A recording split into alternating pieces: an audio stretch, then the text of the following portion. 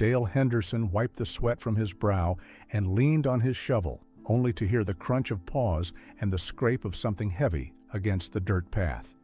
His German shepherd, Max, was dragging another one of those strange rocks from the woods again. The dog's jaws clenched tightly around it, shoulders straining as if the weight nearly bested him. The moment Dale bent down to take it, that smell hit him, sharp, metallic, like old iron left too long in the rain. He already had a pile of these things stacked on his porch, a growing collection of blackened stones that didn't belong to Kansas soil. Their surfaces gleamed with an unnatural crust, smooth in places, jagged in others, each far heavier than any rock should be. Dale turned the newest one over in his hands. "What on earth are you finding out there, boy?" he muttered, unsettled. Then it slipped from his grip and hit the boards of the porch. The shell cracked with a dull snap, revealing shimmering streaks inside, like veins of metal glowing faintly in the sunlight. Dale's breath caught in his throat. These weren't ordinary stones. What had Max really uncovered in the woods, and why would it soon leave his owner pale? For weeks, the routine never changed. Each morning, Max vanished into the tangle of woodland beyond the fence line, and each evening he returned with another one of those stones clenched in his jaws. Dale's porch was no longer just a place to kick off muddy boots. It had become a shrine of strange black rocks stacked in uneven piles. Every time he handled them, the same detail unsettled him. The smell.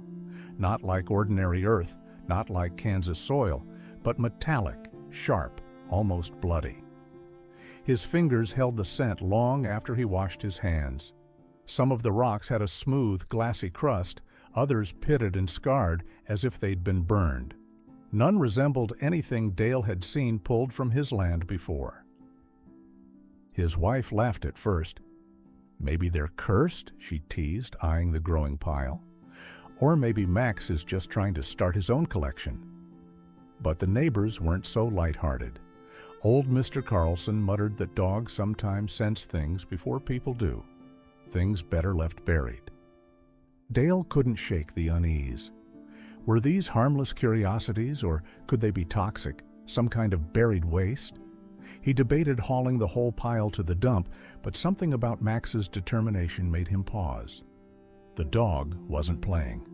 He was working. Then came the night Max wouldn't settle. Long after dinner, the shepherd paced at the back door, whining, scratching, looking over his shoulder toward the woods. When Dale finally opened the door, Max bolted ahead, pausing just beyond the tree line until Dale followed. Lantern light caught on something half buried in the dirt, glimmering faintly under Max's paws. The dog barked once, sharp and insistent, eyes fixed on his owner.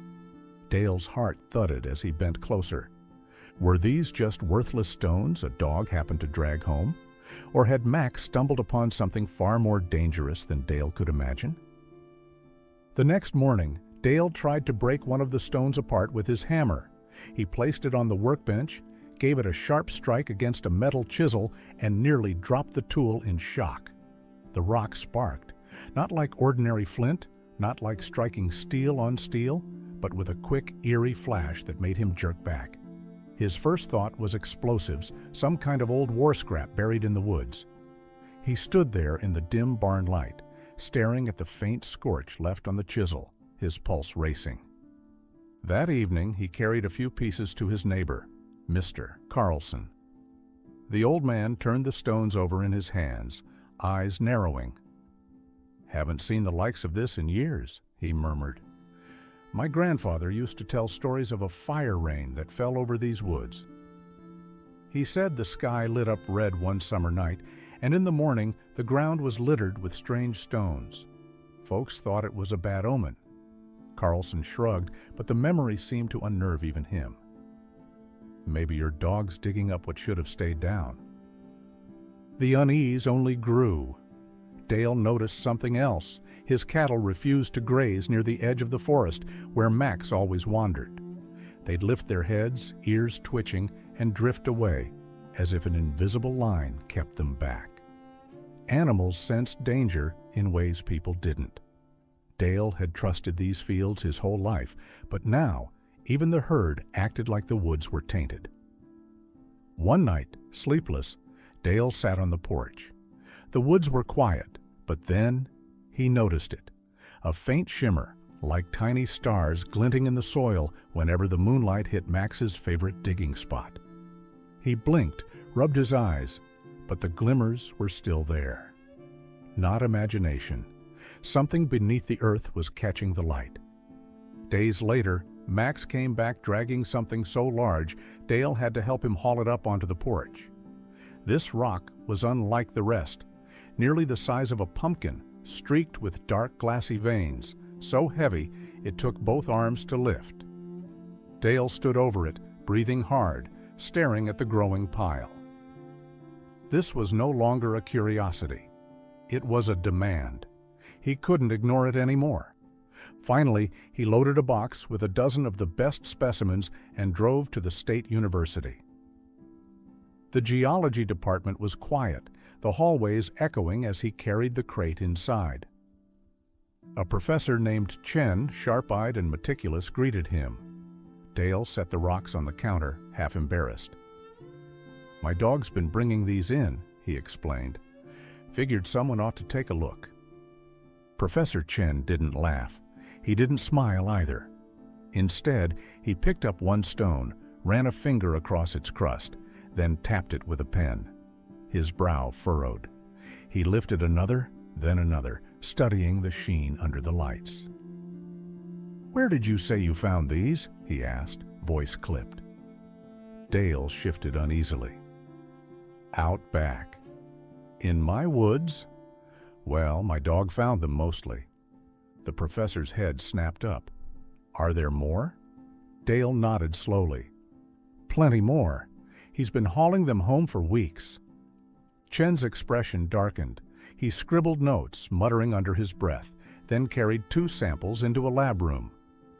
The door clicked shut. Dale waited outside, pacing the sterile hallway, the smell of dust and chemicals hanging heavy in the air. Minutes stretched like hours. He caught glimpses of the professor through the glass window, machines humming, sparks under testing probes, numbers scrolling across screens. Finally, the door opened. Professor Chen held a folder of printouts, his face pale, lips pressed tight. He looked at Dale as though measuring whether to speak the truth aloud. Dale's throat went dry. "Well? What are they?" The professor swallowed, clutching the papers as if they burned his hands. Why was his face paling before he even finished the tests? It didn't take long for the whispers to spread. Someone at the lab must have talked, because within days, Dale's quiet routine was shattered. His neighbor, Mr. Carlson, marched up to the fence line, waving his cane. "You think you're the only one?" he barked. "I found rocks like that years ago, back in my pasture. If there's value in that soil, we're all entitled to it." Dale bristled. "They came from my land. My dog found them." Carlson's eyes narrowed, his voice low and bitter. "Finders keepers doesn't hold up when treasure's involved." The next morning, a van marked local press rolled up, 2 reporters stepping out with cameras slung over their shoulders. They claimed they were just curious, but Dale recognized the hunger in their eyes as they snapped photos of the porch piles. "Word is you've stumbled onto something big," one said, her tone casual but probing. "Care to comment?" Dale slammed the door in their faces. But it didn't end there. At dusk, he spotted a pair of unfamiliar trucks idling just off the county road, their silhouettes barely visible through the trees. Men leaned against the hoods, smoking, watching the farm too closely for comfort. Unease twisted in Dale's gut. Was he sitting on a fortune, or on something so dangerous people were willing to fight for it? That night, Professor Chen called, his voice clipped.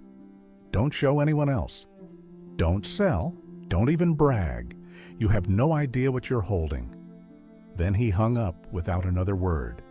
The warning only deepened Dale's dread. Later, while checking the barn doors, Dale froze.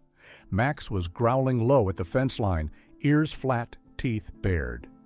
Dale followed his gaze and spotted shadowy figures slipping along the edge of his property. Trespassers. Adrenaline surged as Dale tightened his grip on the flashlight. His farm was no longer just a home. It had become a prize others were circling like vultures. The dog barked furiously. The men melted back into the dark, but the message was clear. The secret was out. Dale stood in the quiet night, the hair on his neck prickling. What exactly was inside those rocks that could cause so much turmoil, enough to draw strangers, rivals, and predators to his doorstep? When Professor Chen finally called Dale back to campus, his voice carried the weight of something enormous. Dale drove in silence, Max sitting proudly in the passenger seat as if sensing the gravity of the moment. Inside the lab, Chen spread out test results and photographs across a long table. He didn't waste time with pleasantries. "Mr. Henderson," he said, adjusting his glasses, "what your dog has been dragging home are not ordinary rocks. They're meteorites, authentic and remarkably preserved." Dale blinked.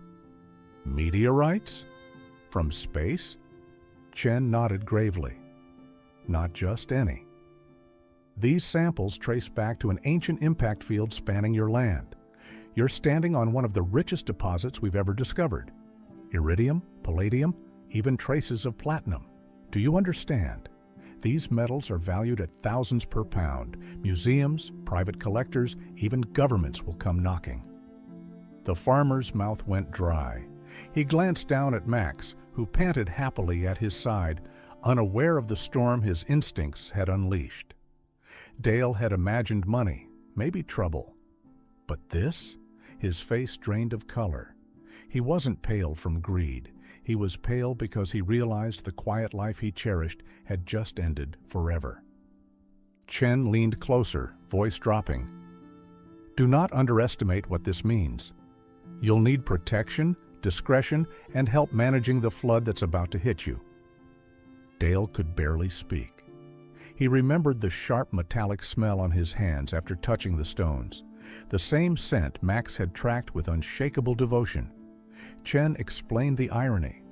The very chemicals that made the meteorites so distinct, nickel, iron compounds, faint traces of rare elements, were what drew Max's powerful nose to them, day after day. The suspense flipped in an instant. These weren't just strange rocks. They were priceless fragments of the heavens, buried beneath his woods for millennia. And it was his dog, not any scientist, who had uncovered them. Within weeks, Dale's quiet Kansas farm was unrecognizable. Scientists swarmed the fields with metal detectors and drilling rigs, their trucks carving new tracks across the soil. Buyers from as far as New York and London began calling day and night, their offers rising with every conversation. News crews camped at the end of the driveway, eager to film the man whose dog had uncovered treasure from the stars. Through it all, Max became the true celebrity. The papers dubbed him the Meteorite Dog. Families drove out on weekends just to snap photos of the German Shepherd who could sniff out pieces of the universe. Children squealed as Max wagged his tail, leaning into their hugs, oblivious to the fame he'd earned. Not everyone shared the joy. Some neighbors whispered about greed, muttered about envy. Others shook Dale's hand in admiration, calling him lucky. But Dale himself felt something deeper: humility. One evening, after the last camera crew had packed up, he picked up the very first stone Max had dragged onto the porch. He cleaned it carefully, mounted it in a wooden frame, and set it above the mantel. "I thought you were just dragging dirty rocks," Dale whispered, scratching Max behind the ears. "Turns out you were carrying down pieces of the heavens themselves." And in that quiet moment, he understood the lesson. Sometimes our animals see what we cannot, leading us straight to the biggest discoveries of our lives. Would you have trusted your dog's instincts or dismissed it as just another game of fetch?